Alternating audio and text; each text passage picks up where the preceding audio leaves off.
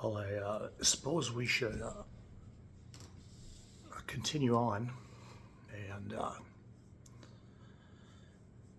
and get to the get to another attempt. I don't have the hat today because believe it or not, I finally made it through the shower, and I had the music playing on my phone, and I must have sat there just sitting on the toilet. I don't know what you want to say, like just maybe trying to get up the nerve to do it, or I wouldn't say energy. I don't know, but I bet 4 or 5 songs played, and I finally got a shower. So I just got my hair instead of the hat today. So as my gray hair is coming in, it must be coarser or something. So I always have volume.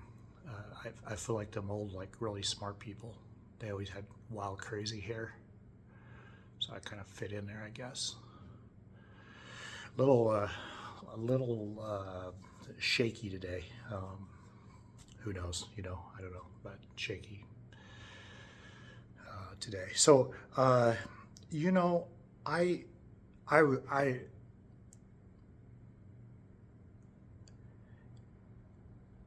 mean, I've asked myself this question, and I think those around me, definitely those who would entertain watching any of these videos, they're gonna see that, well, because I'm still here, that I didn't die, and I think a fair question that just would never be asked is going through people's minds. Like I said, it goes through mine. So I'm going to ask it. Why did you never use a gun? Right? I mean, we think of suicide by gunshot to be pretty effective. So why did you? Not that you want wishing anything bad, but why didn't you do that? Why didn't you do that? If you really wanted to die, why didn't you do that? And I've got a lot of reasons, and I'm going to go through maybe 3 of them. So I think in the last video, if you remember, I had said that this mental health issue, this thing, it was mine. It was mine before it was ever my dad's. Okay.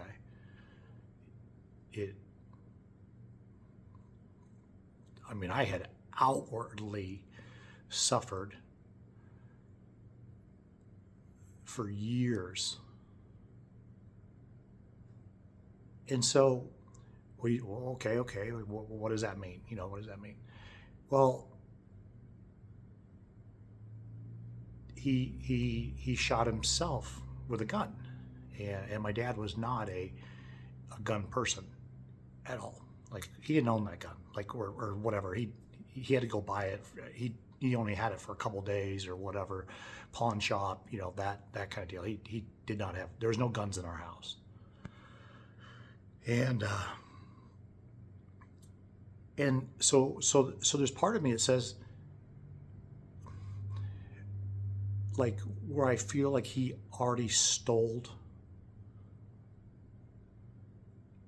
the illness out of underneath me, even though it was mine. It was like, oh, look, he must have had mental health issues. It was kind of, And here I was just barely in my infancy of trying to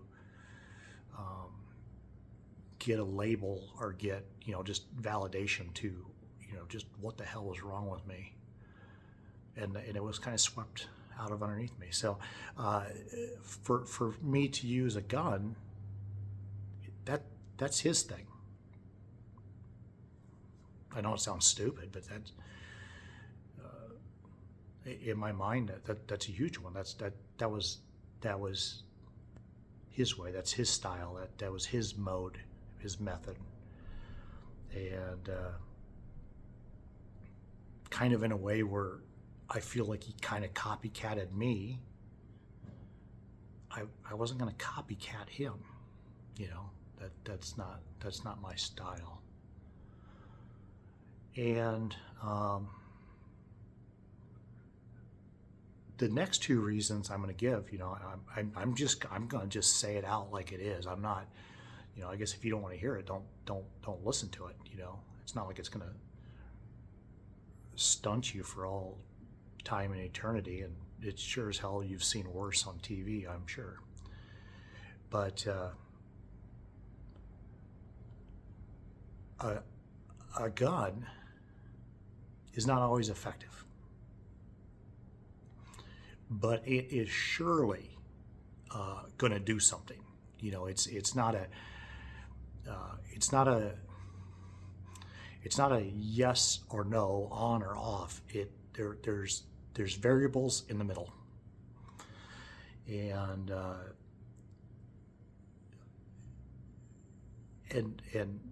with the fact that I had wrestled with God and wrestled with my free will on this, and the fact that I just couldn't die. So if we apply that to that same logic to a gun, and you shoot yourself and you can't die, what's left? Well, it's a, I don't know what the PC word is, but you're retarded or something. You're maybe spending the rest of your life eating out of a straw. I mean, that's exactly what it is. That you don't always die from a gunshot. I would go as far as to say, you better be damn lucky that you did. And so, like I said, back then, we didn't have the internet, in this time period. So, I did as much looking as I could into this, and Dad used a handgun. It was like I think it was a revolver. I don't know, maybe a clip. I don't remember, but it took 38 rounds, and my research back then said that's you surely don't want to go any bigger bullet than that, unless maybe a shotgun kind of thing. But you don't want to creep up. And Dad's case is exactly an example of why this is. Okay. Well, like I said, I'm going to get into some of the details. When you shoot yourself with, I don't know guns, but I guess, a single caliber bullet, just a single deal, not a bunch of buckshot or whatever they call it. The higher the power ammunition, the more chance you have of it going in, straight through, and out. And that's where you get into that situation. You'd be damn lucky that you died. That you're not whatever vegetable state and basically living inside of your own prison for the remainder of your days. And Dad's case is exactly that. And here's how I know. Well, I saw the police reports and everything else. I read them all back then, but here's how I know that what I'm saying in this case is 100% accurate. Now, Dad came in here and the bullet exited out the rear. But my buddy down the street, he got big into camcorders. I don't know how he got one at a pawn shop one time or whatever, but he was just, once a camcorder got in his hand, he was always recording everything. Just recording everything. It was almost kind of comical. It's like, hey, get that out of my face, But he really loved documenting life, and the reason I bring that up is I was actually glad he documented this and I got to see it, because remember, I was in the hospital, so I didn't get to experience any of this. And so his house was about second, like 2 homes in on our street. His house was 2 homes in to the 4-lane, maybe 3-lane, I can't remember, 3 or 4 lane, not divided road, okay, but it was definitely a busier road. I want to say it's 4-lane. So he's 2 houses removed from it, and our house was probably 5 or 6.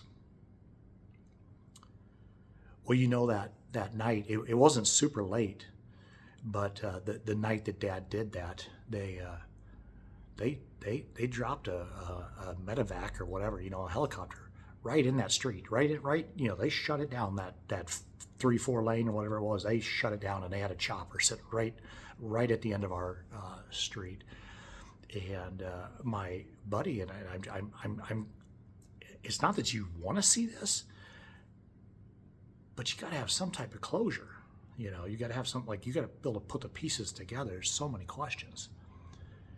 Well, they took Dad, obviously from our house, and they put him on that chopper. And man, there was a lot of lights in the street. It wasn't super dark, but it was dark enough that when there's that many. I just remember from the video the police cars and everything. I mean, it just flashed. It was like a constant strobe light. But why did they put Dad in a chopper? Well, I'll tell you why. They don't put dead people in choppers. They don't do that. In fact, if you're dead, a lot of times, like in my grandma's case, the morgue picks you up. They just skip all the other steps. The police go, they do a report, and the morgue picks you up. Well, I hope you're seeing where I'm getting to here. He wasn't dead. He wasn't dead.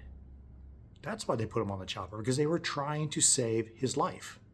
That's why you do that. You don't bring in choppers and have the ambulances sitting right there, and you just kind of sidetrack them to go to the chopper, unless they're trying to still save a life.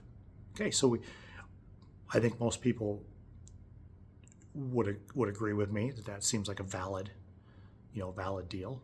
And I also know they pronounced him dead at the hospital. They didn't air vac him. Let's hurry up and spend as much money as we can to get him to the hospital as fast as we can to pronounce him dead. Yeah, that's not how it works. So we have other information, because maybe he just grazed his ear, or whatever. So now I'm going to maybe educate you, because I definitely got educated back then, and it's kind of been in my mind all these years, because I didn't know how it worked. But let's just say, when you do what Dad did, and there's an exit, there's material that comes out the exit. and Dad was sitting at the bed, the head of the bed. It was taller, I would say. I mean, it was tall enough, and he was leaned up against it, and then obviously the bed is leaned up against or pushed up against the wall when he shot himself. And I guess what I learned, and I mean I have no reason to not believe these I would say pretty trusted sources, is once you start thinking about the material that is exited, what do you think happens to that? Well, I'm going to tell you. They only pick up pieces so big.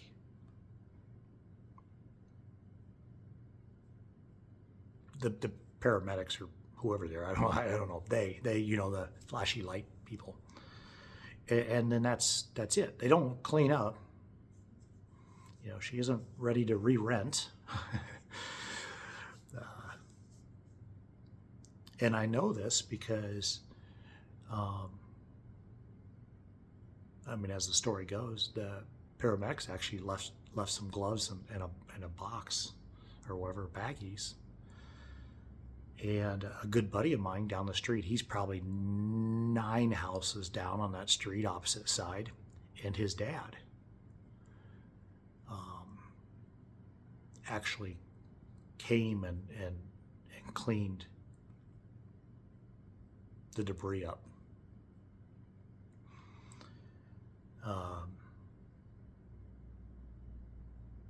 Which kind of humbling a little bit for me to think they did that for our family. I couldn't imagine, like, hey boys, which one of you wants to go with me up to the neighbor's house where that guy just shot himself and clean up his brains off the floor and wall? Sorry if that was too graphic, but that's the gist of it. That's what took place.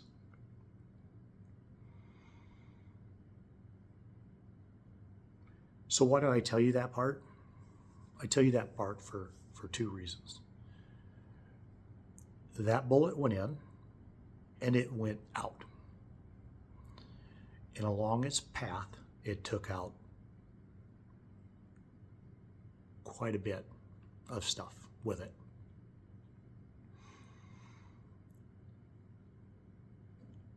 Yet he was still alive to go on a chopper. So here's what we know in the story so far is he's guaranteed to be retarded if he lives. I mean, unless he's those, I know there's that freak case where, that was the guarantee at that moment. And that's never been my desired outcome. And with my experiences, that's the card that would be dealt to me. That would be it. It's kind of funny. I didn't look this up. Okay, I should come forth.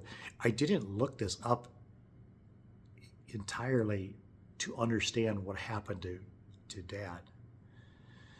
I looked it up because I was contemplating it as a serious option for me.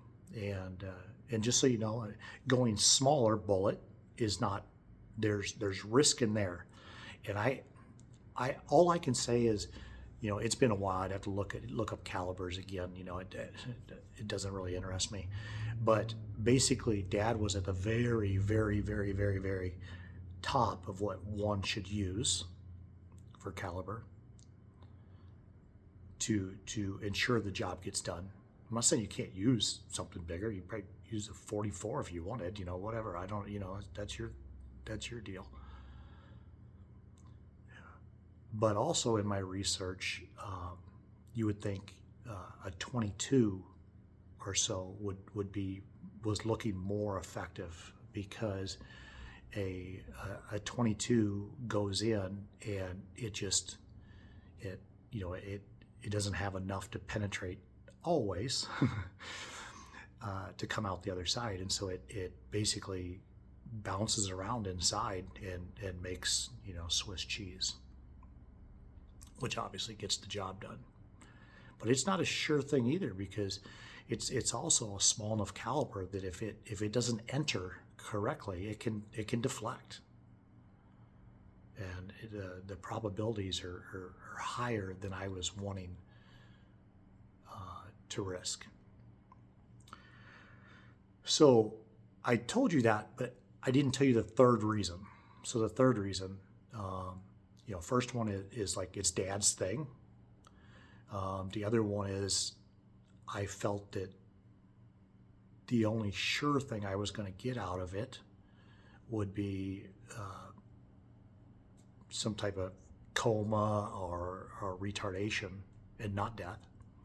That was pretty much a surety. And the last reason, and this is you'll hear this because I just told you the story that was left, is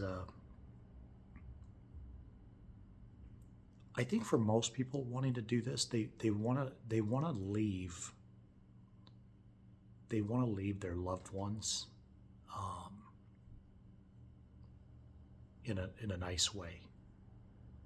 Like they don't want them to have to clean that stuff up. They don't, and then I would say another thing that as I made my different attempts through the years that I also tried to incorporate was where nobody else would get hurt.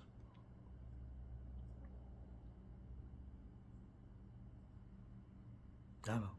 That was my deal. So let's where we're at 22. So that gets that question. I'm sure there's some other reasons, but those are definitely the main ones for me. People that know me, I don't know if they would remember this, but I know I've said it, is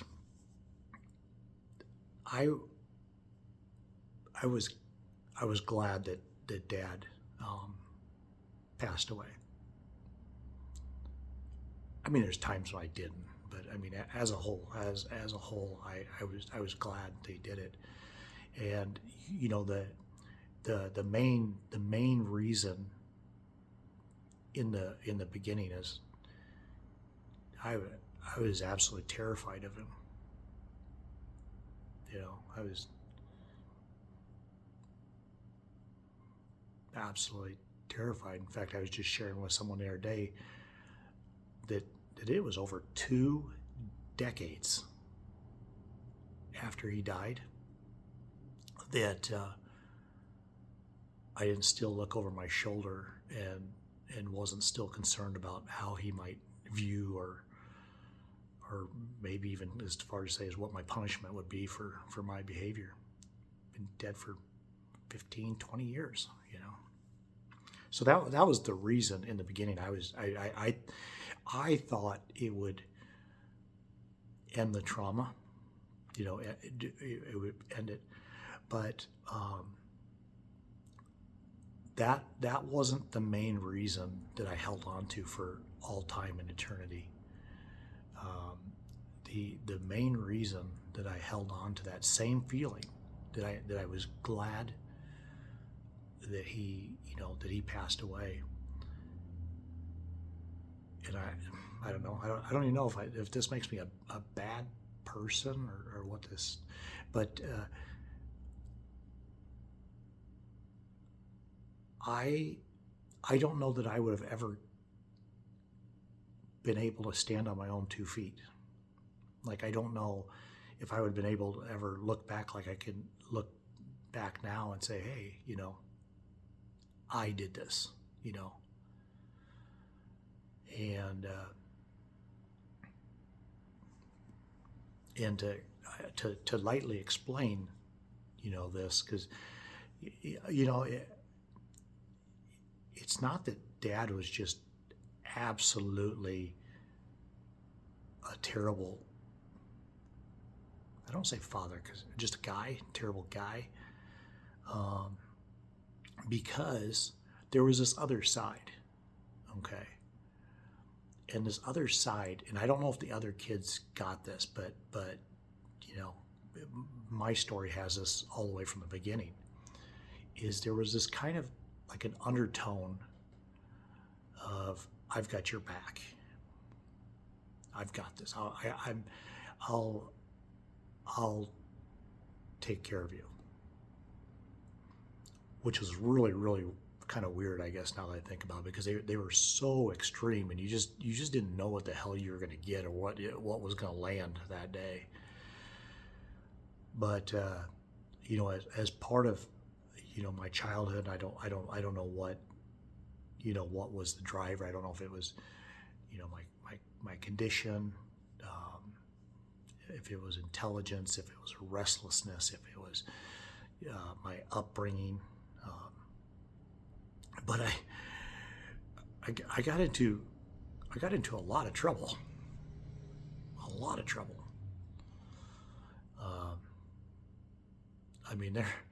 I can think of at least 2 different times that the police were at the house, and police reports and all this, and me getting hauled in a police car.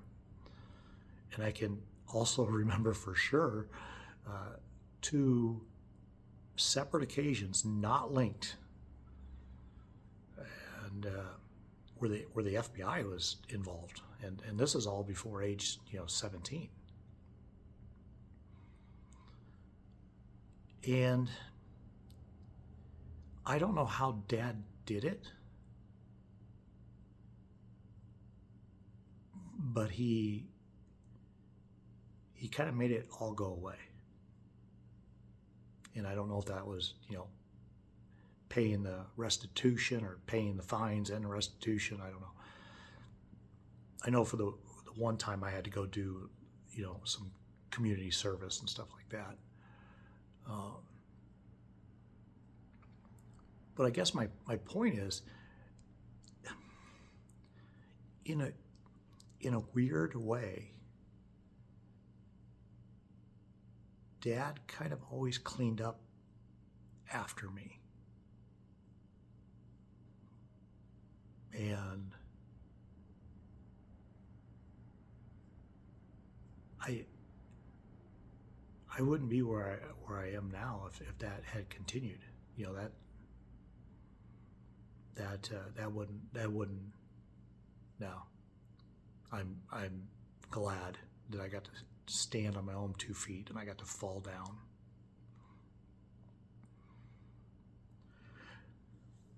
So, with that little bit more background story, let's start into number 2, but not number 2. More like, I don't know. I don't even know. Probably 12-ish. Probably 12-ish. And so on this particular suicide attempt, well, just like the rest of them, I was, I was bottomed out. There was just nothing left. And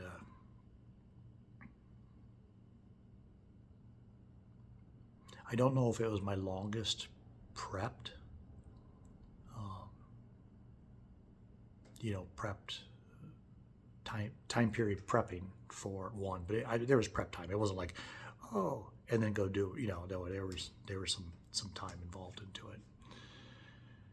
But kind of back to my little playbook, if you will. And this one was talking about chemicals, and specifically, chemicals you could buy, which were, bleach and ammonia. And it's I kind of laugh a little bit, even though I'm super, super, super, super, super sensitive to either of these ingredients now, like very sensitive. Um, but they make it sound like, oh, you just accidentally get one drop next to another drop and you'll die. Well, I guess that happens for people. I don't know. Once again, that was not my case. Um, and just like the story before, this one had the same desired outcome, and that was death. So I can't remember if it was 3 or 4 gallons of each of bleach, and ammonia. This is back before they had all those fruity scents of bleach too. You had like one flavor, bleach. But I don't know. We'll say 3 of each, so I don't feel like I'm lying, even though I feel like there's more jugs there. And I can't tell you which one I poured first, if it was the bleach or the ammonia. I want to say it was the ammonia. As I think back, I was in my bathroom in a little trailer home. I mean, you couldn't even hardly bend over to put your socks on, kind of thing. That's how little this room was. But anyway, dumped all 3 or 4 gallons of ammonia in the bathtub, and then I popped open all the lids, the tops or whatever for the bleach, and started pouring them in there. And I'll tell you from experience, they don't like each other. they didn't boil, but they do get pissed off. They get really, really pissed off and cloud up, and there's kind of almost more than one type of fume that's coming off of them immediately. Kind of a more clear vapor with I would say almost sizable droplets in it, if that is even possible. But that's what it was. And the other was more like a fog, and that you couldn't see through. It was almost like smoke as it was coming up. And at this point, even before any of those fumes hit me, I was really, I wouldn't say gasping, but I was itchy throat or what, just I was already feeling the ammonia. There wasn't that much time. It's just you put that much spread over the bottom of a bathtub in a space that small. Well, that cloud of stuff come up, and I just remember you could see it. I mean, it looked like a cloud that rain would come out of, kind of thing. Was coming up, and the other one with the I know it can't hold droplets, but it seemed like it was a clear one with like droplets in it or what in it. But that just started to fill the room. It started to come up and fill the room. And I remember the toilet was basically right in front of the sink and the mirror, and that was my seated position. I just sat on the toilet, to let this thing do its thing. And I remember kind of standing up just enough, just kind of like this, so I could see my reflection in the sink, and it was getting hard to see. It was that much fog, if you will. I don't know if fog is the right word, but it wasn't smoke, but I guess it kind of looked like smoke. But it was starting to block visibility 4 feet away, kind of thing. It was that dense, and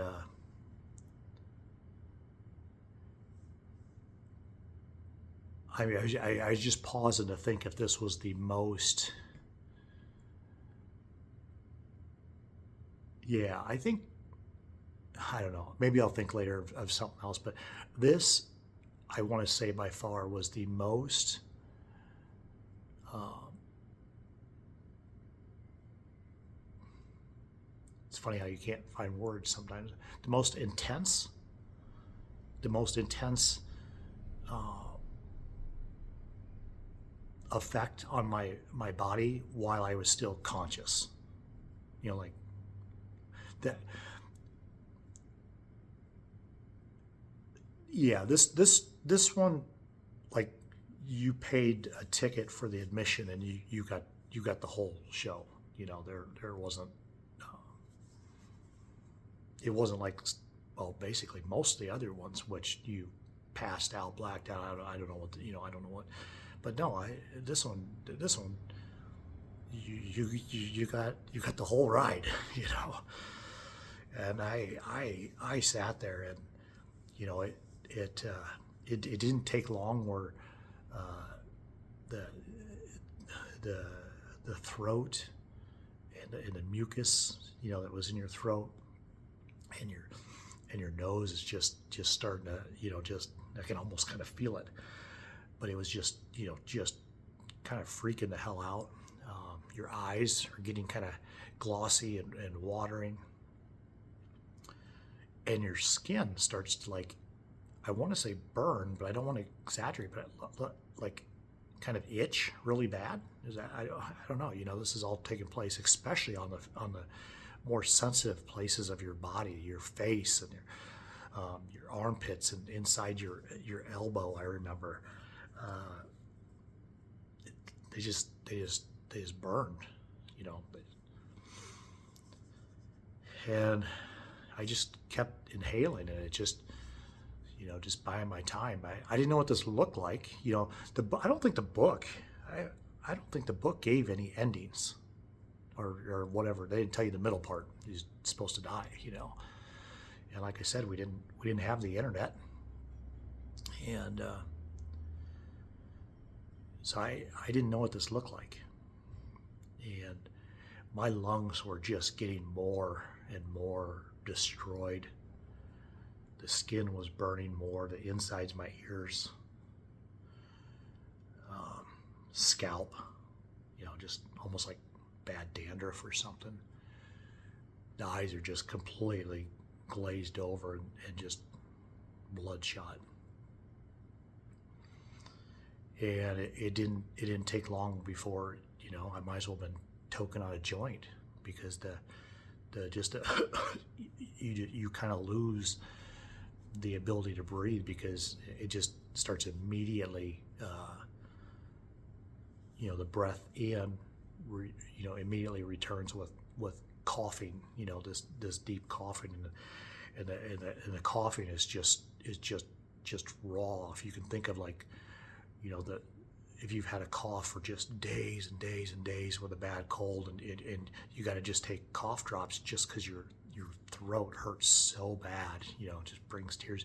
That's what was happening, but in a much shorter order. And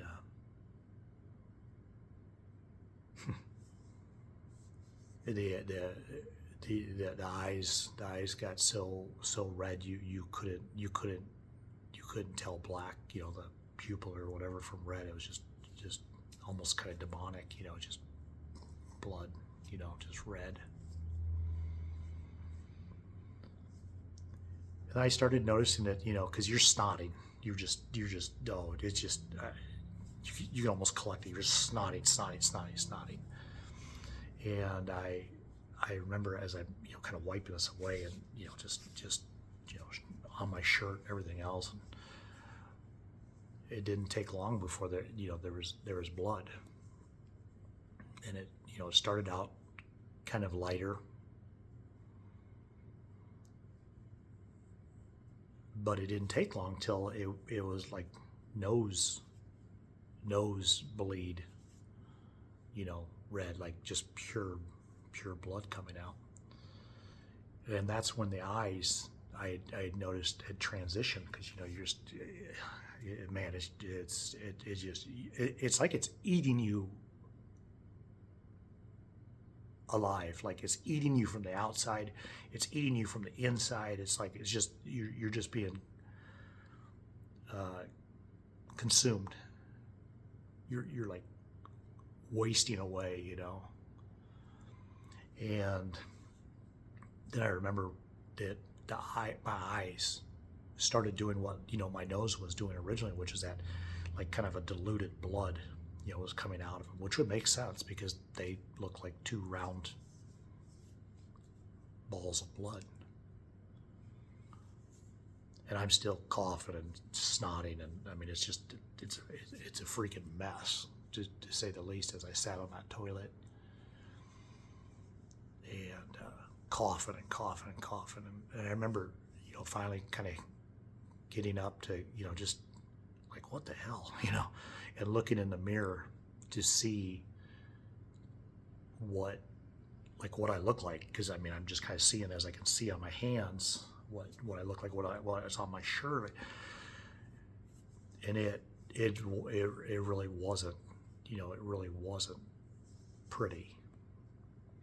It was it looked like kind of like just almost blistery, on the face and stuff like that. And the coughing just didn't stop. And I remember I just coughing so bad it felt like I was pushing my eyeballs out of my head, and I was coughing so bad that and I don't know if I said this, but there's blood coming up out of there. So I got real blood out of my nose. I got real blood, like real blood, not diluted, coming out of my mouth. I never felt nauseous or anything like that. And then I've got this kind of diluted blood coming out of my eyes. And then I noticed, I have no idea how much time. I feel like I was probably realistically, I want to say 10 or 15 minutes. You got to remember, I had a goal, and it sure as hell wasn't what I was experiencing. It was the end. And so I was to see it through. And I remember just this coughing and coughing, or I would say hacking fits, and where I knew something was changing, and I didn't know it was going to change this way. I didn't know how this was going to kill me. I don't even know how, till this day, I don't even know how the hell it's supposed to work. I guess I've never looked it up. They just say it, right? Don't mix bleach and ammonia. Yeah, okay. Or you can die. No. But when it really changed, is the point when I'm absolutely just grasping for air. Like I'm not effectively breathing anymore. I mean, everything is like these half breaths in, and it's these just violent hacking up. But what really got my attention was when material, and I don't want to say it was my lungs, I don't know, but there was material being hacked up. And I just remember in my mind, I'm like, is this a step? Is this a step to the end? Because right then and there, this was seeming more like the gunshot thing I was telling you about. This is more like me being, I don't know how it works. I don't know what they do. Put you on a ventilator. This is like a ventilator all your life, or not, or having asthma. I don't know what the outcome is, but this is my freaking lungs. Is this how do I die by suffocation because I destroyed my lungs? Is that the method? I don't know. I still don't know to this day. But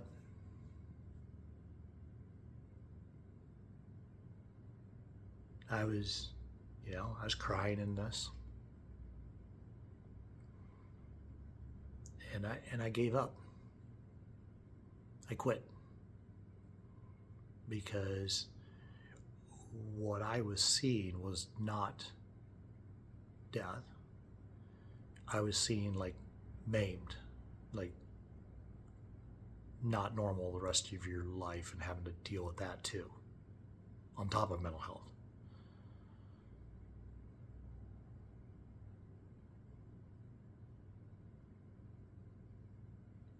So I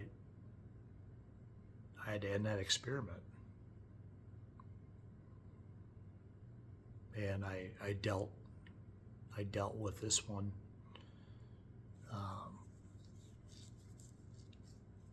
all alone, like the previous one.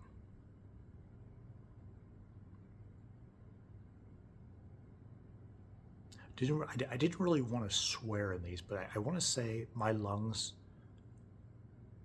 were fucked up. That's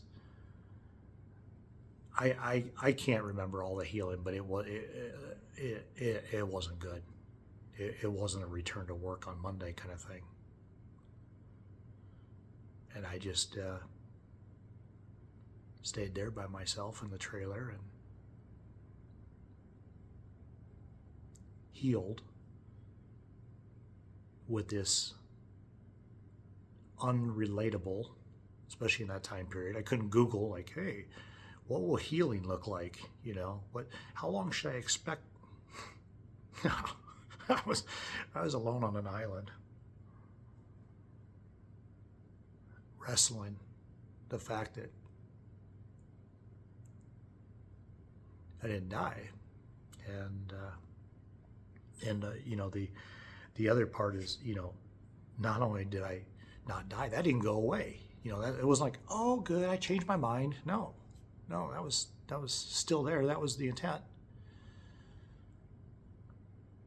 And now I'm freaking bedridden. Like, I am destroyed. I'd like to tell you I know more details about it, but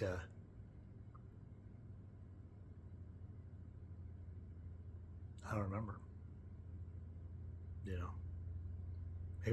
Maybe it was so even more horrendous that you've blocked it out. I've erased that one from the memory.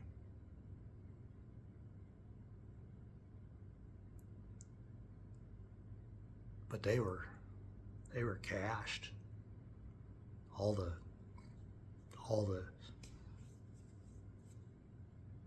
it was all destroyed. All the respiratory, just everything was pissed off. The vision, the face and the rash, and it was just all of this crap I was dealing with at the same time. And to be quite honest, I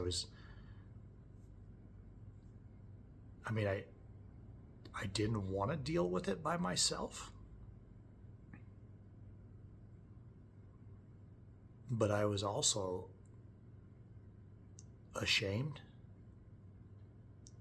And so I did want to deal with it by myself. I wanted to just keep it in-house.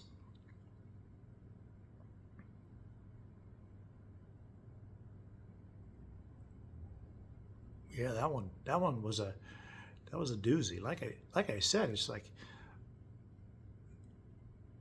none of these were, you'll see, none of these were entered lightly. All of these are, proven techniques with successful outcomes. But they weren't for me. And this was really, really starting to solidify and make me question free will. it also just completely amplified my feeling of that I couldn't die, or that maybe we're in some, like, who knows, like, I don't know what they call a simulation or something, like it isn't real, like we're just kind of there. And if you get out of the place that you're supposed to play, then you just get reinserted to where you stepped out of line. And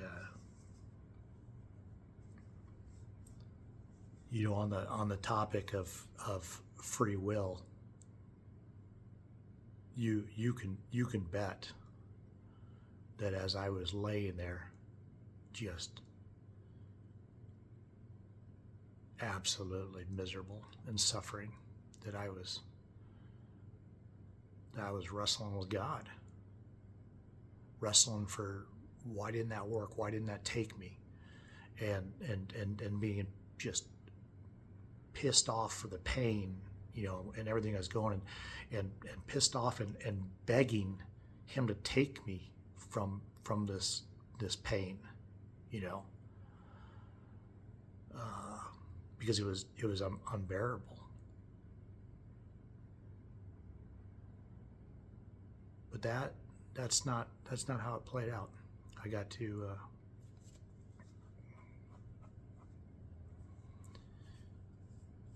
write it out, and I think as you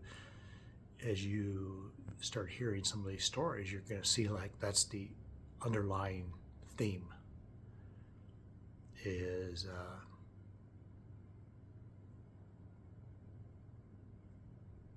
it was not only are you not going to die, buddy, buddy, old pal, you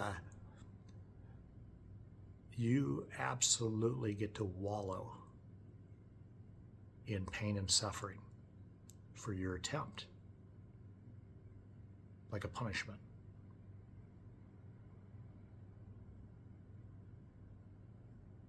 Very much like my childhood.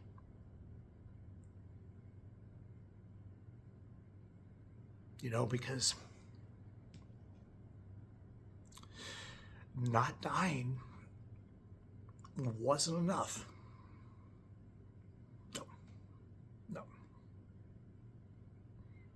No. Just lay there for weeks in pain and suffering, and figuring out what all these new things that are happening to your body because you just freaking tried to destroy it. While you lay in pain and just beg for the world to end, for your life to be taken, begging for enough strength to get up and so that you can even end your own life, to run away from the pain that you've now put yourself in. Yeah, that's a theme. That is an ongoing theme. And so I just, I don't know why these are, I don't know why I'm sharing these. And quite honestly, I don't want to say I don't care if anyone sees them, but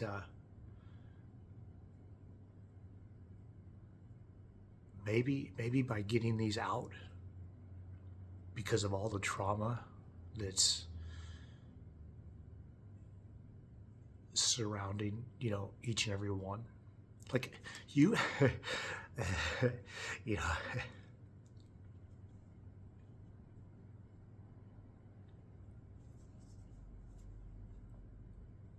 just a second.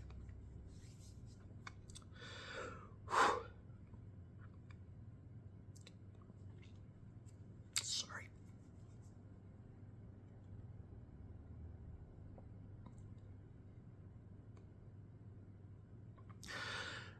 I'm sorry, I'm struggling here. Your whole freaking childhood. The message of you're not good enough. And you for the most part, aren't loved.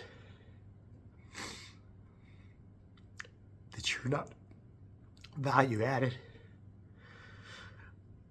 You're treated like a freaking burden.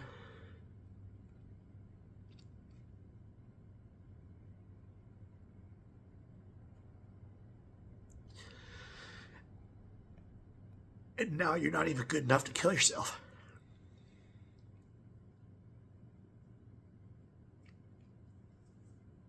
You're too stupid to do it. You can't do anything right.